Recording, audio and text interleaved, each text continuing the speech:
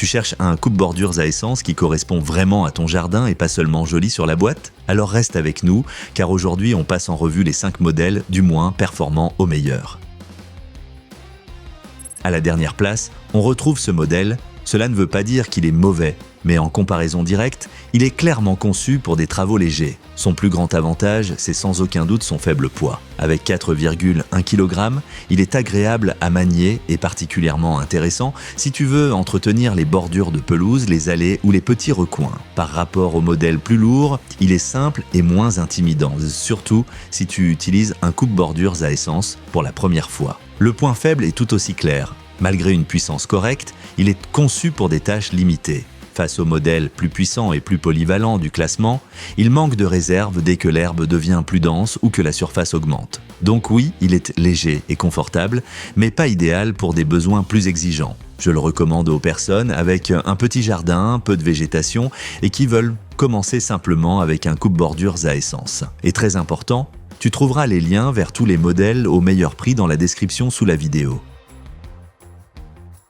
À la 4e place, on a un modèle qui mise avant tout sur le confort. Ce n'est pas le plus puissant, mais il est conçu pour rendre le travail le plus agréable possible. Ce qui saute immédiatement aux yeux, c'est la combinaison entre faible poids, grande largeur de coupe et fonctionnement plus silencieux. Les 43 cm sont un vrai avantage et permettent d'avancer rapidement sur des surfaces ouvertes. À cela s'ajoute un démarrage facile et moins de vibrations. Au quotidien, on a vraiment l'impression que la machine travaille avec toi et non contre toi. Pourquoi n'est-il pas mieux classé? C'est simple, avec 0,60 kW, c'est le moins puissant du groupe. Pour de l'herbe normale, c'est suffisant, mais dès que la végétation devient plus dense, les modèles plus puissants s'en sortent beaucoup mieux. Face au Maculoc ou au modèle en tête du classement, il manque clairement de puissance.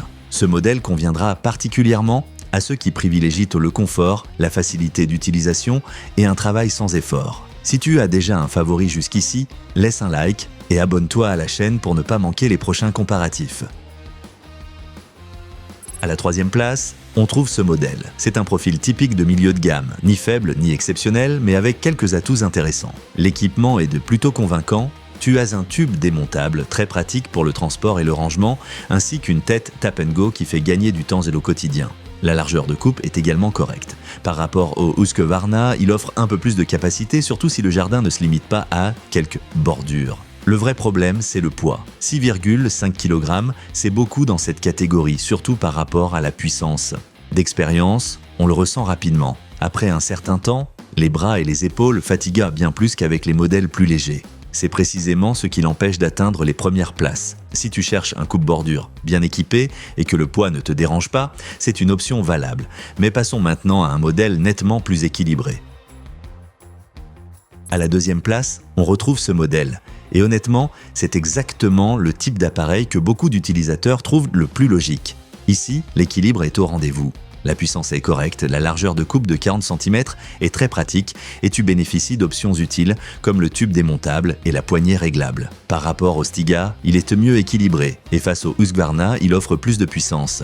Il donne vraiment l'impression d'un outil capable de gérer la plupart des travaux de jardin. Ce n'est toutefois pas parfait. Avec 5,4 kg, il reste confortable mais pas aussi léger que le petit STIHL. Et face au modèle numéro 1, il manque encore un petit quelque chose en termes d'équilibre global. Il est très bon mais pas le meilleur. Si tu cherches un appareil polyvalent, fiable et sans gros défauts, c'est un excellent choix. Mais voyons maintenant le modèle qui se démarque le plus dans ce comparatif. À la 1re place, on retrouve ce modèle et la raison est simple. Il offre le meilleur équilibre global de tout le comparatif. Tu as ici une combinaison très efficace de puissance et de légèreté. Et c'est exactement ce qui fait la différence au quotidien. Il est assez puissant pour des surfaces plus grandes et une herbe plus dense, tout en restant maniable. Par rapport au Maculoc, il est encore plus agile. Et face au FS38, il est nettement plus polyvalent. C'est le genre d'appareil où l'on sent immédiatement qu'il y a de la réserve. Bien sûr, ce n'est pas une machine conçue pour les travaux extrêmement lourds. Cela reste un coupe-bordure, pas un outil pour des conditions extrêmes. Mais dans ce comparatif, c'est celui qui offre le meilleur compromis. Ni trop lourd, ni trop faible, ni trop limité. C'est pour cela qu'il arrive en tête. Je le recommande à ceux qui veulent investir une seule fois. Si tu cherches un outil pour un entretien régulier du jardin puissant, maniable et polyvalent, c'est le meilleur choix. Regarde les meilleurs modèles via les liens dans la description sous la vidéo. Et si ce comparatif t'a été utile, laisse un like et abonne-toi à la chaîne.